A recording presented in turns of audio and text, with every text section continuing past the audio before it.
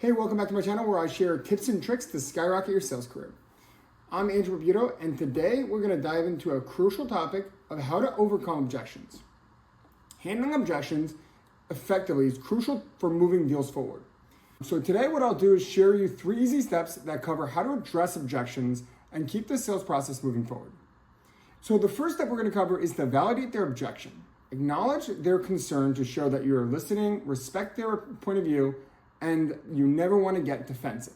You might say something like, I understand why that might concern you. The reason why you don't want to get defensive is that you don't want to turn the buyer off. This is how they feel whether you agree or not. And so therefore, instead, you want to validate that concern. Let them know that you understand before moving on to your next step, which is finding out why it's important to them. And you do that by simply asking, can you tell me a bit about why the implementation time is a concern for you? This will help you understand the underlying concerns, the importance of it, and provide context that can help you address the concern, which brings me to my last point, which is after asking why, determine whether that objection is pivotal to the key value proposition that they found most valuable in vetting you out in the first place.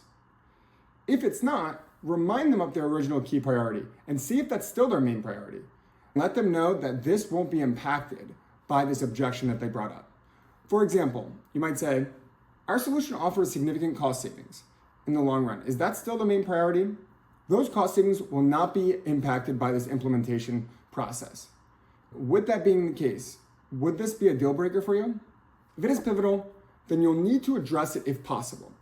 This could be in the form of finding a workaround or an alternative.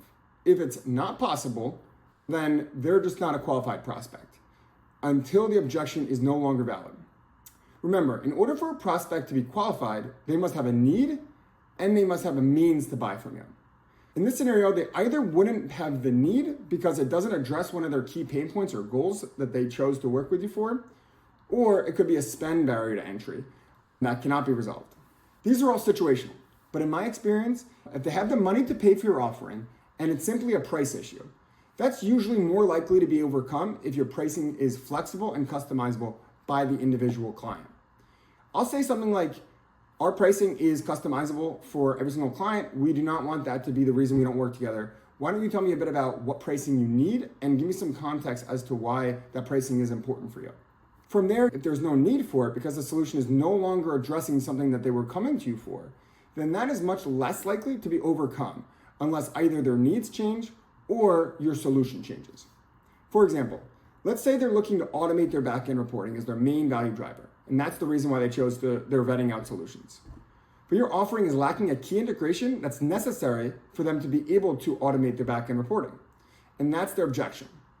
Unless you can integrate with their platform that is required to automate their back-end reporting, or it becomes redundant, or an alternative need is available that you can help with, that objection is very likely to be a barrier to entry, preventing you guys from partnering together.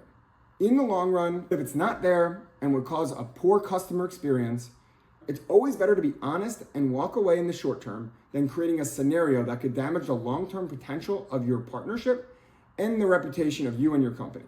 At the end of the day, sales is about helping people. And if you can't help somebody, then you're better off trying to find somebody else that you can.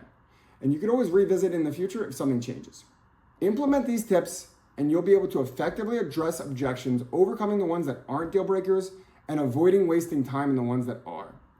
Thank you so much for watching. If you found this helpful, please make sure to like, subscribe to my channel, and hit that notification bell so you never miss out on any of our latest sales tips. Remember, if you're not helping, you're not selling.